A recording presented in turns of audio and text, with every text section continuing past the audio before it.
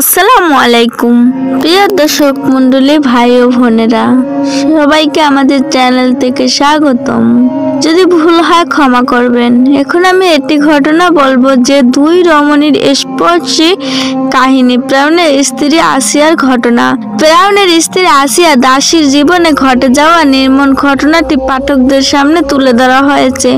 এই গল্পে ইসলাম গ্রহণের জন্য মিশরের তৎকালীন রাজা ফেরাউন তার দাসী স্ত্রী আসিয়াকে নির্মম শাস্তি দিয়েছিলেন। তাহলে আসুন ফেরাউনের স্ত্রী আসিয়া ও দাসীর স্পর্শী কাহিনী পড়া শুরু করা যাক। ফেরাউনের এক দাসী, আল্লাহ পাক তার ভাগ্য রেখেছিলেন হিদায়াতের দৌলত, অমূল্য সম্পদ।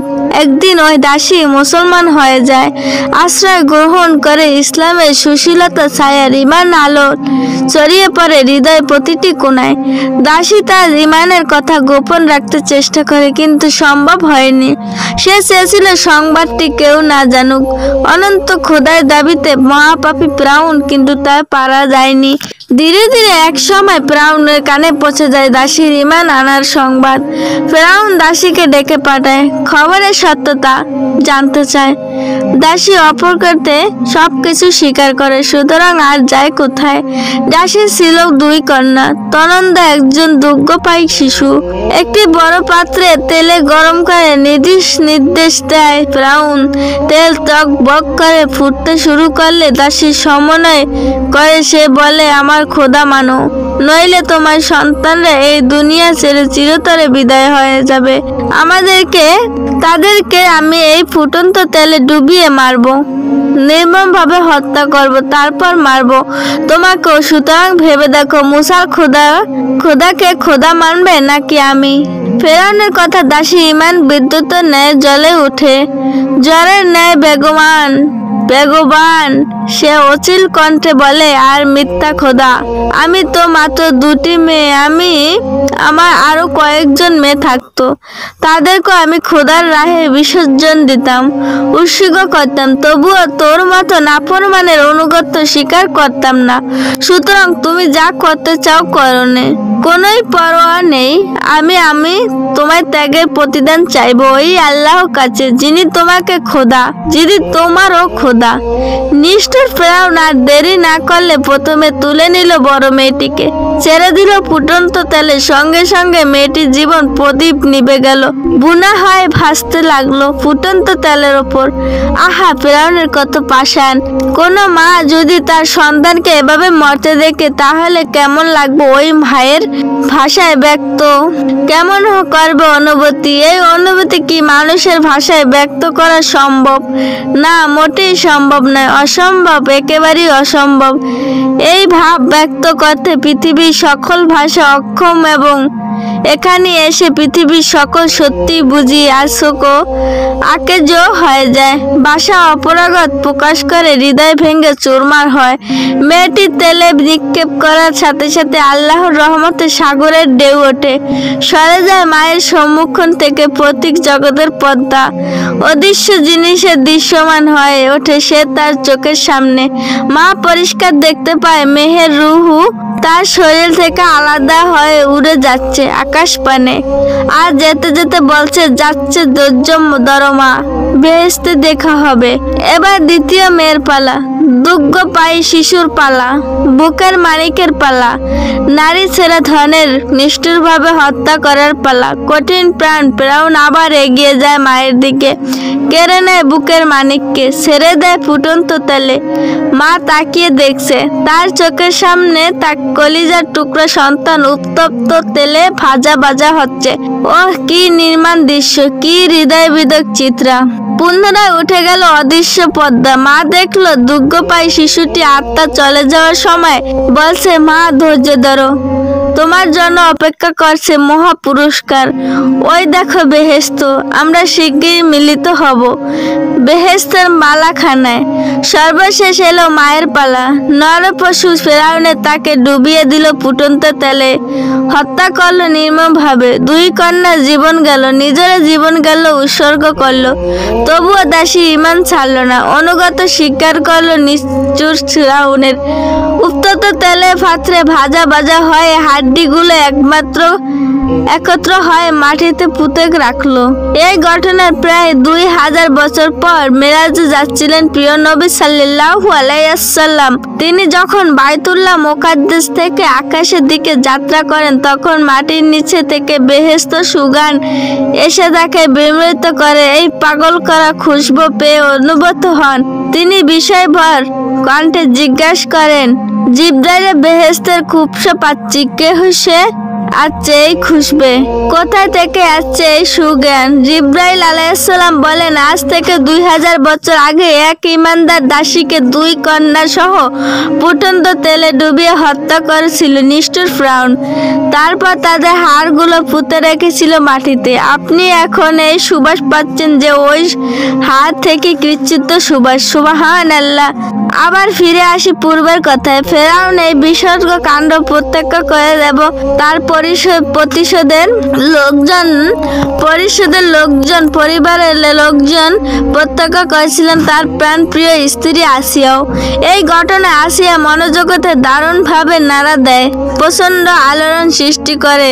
পাবে যে এত শক্তিশালী কোন সেই জিনিস, তার কারণে একজন মা তার চোখের সামনে সন্তান বিসর্জন দিতে পারে, আত্মারে বিলিয়ে দিতে পারে নিজের জীবনটা। অবশেষে তার বিশ্বাস হয় একমাত্র সত্য প্রভু ছাড়া আর কোনো কারোর জন্য এভাবে জীবন দেওয়া যায় না। আসিয়া বুঝে আসে দাসীর দিনই প্রতীক দিন, তার পথই নির্ভুল পথ, তার ইমানটি খাঁটি ইমান। অতঃপর জীবনের কামিয়ারি জন্য এই দিনকে গ্রহণ করতে হবে, এই ইমানই অনয়ন করতে হবে, চলতে হবে এই পথে। সুতরাং আসিয়া আর কালক্ষেপণ করল না, পথে। সুতরাং আসিয়া মুসা আলাইহিস সালামের রবের ওপর ঈমান এনে মুসলমান হয়ে গেল। আসিয়া ছিল ফিরআউনের সবচাইতে প্রিয় জীবন সঙ্গী, সকলের চেয়ে বেশি ভালোবাসত তাকে। তাই ফিরআউন যখন শুনল আসিয়া মুসলমান হয়ে গেছে তখন তার মাথায় যেন আকাশ ভেঙে পড়ল। শুধু তাই নয়, গোটা মহলে নেমে এলো শোকের ছায়া। ফিরআউন নানা কৌশল অবলম্বন করে আসিয়াকে ফিরে আনতো, নানাভাবে বুঝালো সে, কিন্তু তার সব চেষ্টা ব্যর্থ হলো। অবশেষে তাকে জেলখানায় বন্দি করলো, ক্ষুধার তৃষ্ণায় কষ্ট দিল। কিন্তু ঈমান এমন এক শক্তি যা আঘাত করে কেবল বেরিয়ে চলে। যত শক্তভাবে আঘাত করা হয় ততই তার শেকড় গভীরে চলে যায়। যতই বড় বাধা আসে, এত প্রতিকূল আসে, ঈমান তত মজবুত হয়, শক্তিশালী হয়, জ্বলে ওঠে, সূর্যের মতো দীপ্ত হয়। তাই এক দুর্বল নারী ক্ষুধার যন্ত্রণা সয়ে নিয়েছে, তৃষ্ণার কষ্ট বরদাশত করে বেদাঘাতের ফয়সালা মেনে নিয়েছে। তবুও ফিরআউন আবদান মনোনীত মানতে পারেননি। সব শেষে এলো এক কঠিন নির্দেশ। ফিরআউন বলল, ওকে শুলিতে চড়াও। পৃথিবীতে ইতিহাস শুলির আবিষ্কার হলো ফিরআউন। ফাঁসির প্রথায় সেই চালু করছে। শুলি দেওয়ার নিয়ম হলো 2 হাত দুদিকে প্রসারিত করে 2 হাতের তালু কঠোর ওপর বিছিয়ে তাকে পেরেক মারা হলো। অনুরূপ ভাবে পেরেক মারা হয় 2 পায়েও। অতঃপর সেই কাঠ ব্যক্তি সহ দাঁড় করানো হয়। তখন সেই ব্যক্তি অসীম যন্ত্রণায় দুঃখ হয়ে কাতরাতে কাতরাতে সেখানে প্রাণ ত্যাগ করে। ফিরআউনের নির্দেশ, আসিয়াকে শুলিতে চড়ানোর প্রস্তুতি শুরু হলো। তুলে নরম হাত, যে হাত কোনোদিন শক্ত টিন পর্যন্ত স্পর্শ করেনি, সেই রেশম কোমল হাতে মারা হলো লোহার পেরেক। যে পা কোনোদিন শক্ত ভূমি মারায়নি, সে পায়ে ঢুকানো হলো লোহ পেরেক। শুধু তাই নয়, শুধু একটুকু কষ্ট দিয়ে পাষণ্ড প্রাণ ক্ষান্ত হয়নি। সে পুনরায় নির্দেশ দিল, ওর দেহ থেকে চামড়া আলাদা করে নাও, অত্যাচারের মাত্রা বাড়িয়ে দাও। সঙ্গে সঙ্গে সেই নির্দেশের পালন শুরু হলো। প্রিয় পাঠক, সেই নির্মম দৃশ্যটা একটু চিন্তা করে দেখুন তো। কত করুণ, কত নির্মম সেই দৃশ্য, কত নিষ্ঠুর সেই অত্যাচারী ফিরআউন। ঈমানে আঘাত পেলে জ্বলে ওঠে। তাই ভয়ানক এই বিপদের মুহূর্তে আসিয়া ঈমান বিন্দু বরাবর হ্রাস পেল না, বরং জ্বলে উঠল, স্ফুলিঙ্গের মতো বাড়তে লাগলো পাল্লা দিয়ে। এই কঠিন অবস্থা আসিয়া আল্লাহ তাআলার দরবারে দোয়া করল। তার সাথে দেওয়ার সেদিন আল্লাহর আরশ থেকে কেঁপে উঠেছিল। আসিয়া এই দোয়াকে আল্লাহ তাআলা এমন ভাবে কবুল করেছিলেন, পরবর্তী সেটাকে পবিত্র কোরআনের অংশ বানিয়ে দিয়েছেন। কিয়ামতের পর্যন্ত এই উম্মত কোরআন তেলাওয়াত করবে হযরত আসিয়ার দোয়া, স্মরণ করবে তার হৃদয় বিদারক কাহিনী। আসিয়া দোয়াটি কুরআনুল কারীমের বর্ণিত হয়েছে। এভাবে আল্লাহ তাআলা ঈমানদের জন্য ফিরআউনের পত্নীর দৃষ্টান্ত দিয়েছে। হে নবী, স্মরণ করুন যখন সে প্রার্থনা করেছিল, হে আমার প্রতিপালক, তোমার সন্তুষ্ট আমার জন্য বেহেশতের একটি ঘর নির্মাণ করো আর আমাকে মুক্তি দাও ফিরআউনের এই তার দুষ্কর্ম থেকে, সেই সাথে নিকৃষ্ট দাও জালেম সম্প্রদায় থেকে। এই দোয়ার সাথে সাথে আল্লাহ পাক হৃদয়ান ফেরেশতাকে বললেন, আসিয়ার চোখের সামনে পর্দা সরিয়ে দাও, অদৃশ্য করে দাও, দৃশ্যমান দেখিয়ে দাও তার বেহেশতের সেই ঘর যেখানে তার চিরকাল থাকবে। নির্দেশ পালিত হলো। সঙ্গে সঙ্গে তখন শুলিতে বুঝলে ঝুলতে আসিয়া প্রত্যক্ষণ করেছিল বেহেশতের নির্মাণ, সেই বসবাসের ঘর। বেহেশতের ঘর প্রত্যেক কথা আল্লাহ তাআলা নির্দেশে ফেরেশতা তার রূহ কবজ করে নেয়। তার দ্বিতীয় দোয়াও কবুল হয়। মুক্তি পায় সে ফিরআউন ও তার অত্যাচার থেকে, মুক্তি পায় অত্যাচারী সম্প্রদায় থেকে। প্রিয় পাঠক পাঠিকা, এই হলো ফিরআউনের স্ত্রী ও দাসীর মর্মস্পর্শী কাহিনী। আমি তাই এই কাহিনী এজন্যই বর্ণনা করেন যে এটা পাঠক আপনার শুধু ব্যতীত হবেন, চোখের পানি ফেলবেন। বরং আমি তো এই কাহিনী এজন্যই বর্ণনা করি যে আপনার ইহা থেকে শিক্ষা গ্রহণ করবেন। কি শিক্ষা গ্রহণ করবেন? হ্যাঁ, এই ঘটনা থেকে আমরা এই শিক্ষা গ্রহণ করব যে যথেষ্ট সমীপিত আর বিপদ আপদ আসুক না কেন, কোনো অবস্থায় আমরা ঈমান ছাড়ব না, শুধু হুকুম আহকাম মেনে চলবো। প্রয়োজনে তার জন্য নিজের জীবন, এমনকি প্রাণপ্রিয় সন্তানদের জীবন পর্যন্ত উৎসর্গ করে দিব, কনিষ্ঠ হব না। হে আরশের অধিপতি মহান মাওলা, তুমি আমাদের তৌফিক দান করুন ফিরআউনের স্ত্রী তার দাসীর মতো মজবুত ঈমান। এই কঠিন অবস্থা আসিয়া আল্লাহ তাআলার দরবারে দোয়া করল। তার সাথে দেওয়ার সেদিন আল্লাহ আরশ থেকে কেঁপে উঠেছিল। আসিয়া এই দোয়াকে আল্লাহ তাআলা এমন ভাবে কবুল করেছিলেন, পরবর্তী সেটাকে পবিত্র কোরআনের অংশ বানিয়ে দিয়েছেন। কিয়ামতের পর্যন্ত এই উম্মত কোরআন তেলাওয়াত করবে হযরত আসিয়ার দোয়া, স্মরণ করবে তার হৃদয় বিদারক কাহিনী। আসিয়া দোয়াটি কুরআনুল কারীমের বর্ণিত হয়েছে।